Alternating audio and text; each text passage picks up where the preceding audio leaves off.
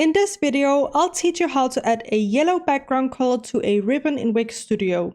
The first step is to go onto Wix Studio category page. If you're unsure on how to access this page, go up in the top left corner and click on the drop down menu and select category page. From here, go ahead and click 2 times in the middle and select settings. From there, go ahead and click on design, go down to ribbons and scroll down a bit.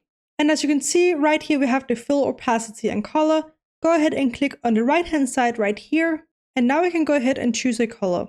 Now I already have a yellow color for my ribbons, but as you can see when I click on something else, it changes the color. Right now I have these colors as a theme default, but you may not, and you might also not have any colors. So to go ahead and add a yellow color, go ahead down here under my colors and click on add. Then go to yellow down here at the very bottom and then choose the yellow that you want for your website. Let's say I want this yellow here. Once I'm happy, go down at the very bottom and click apply. And now you have a yellow ribbon in Wix Studio. I also just realized that I just want to mention that if you don't see any color, it might be because you have slided this all the way down here.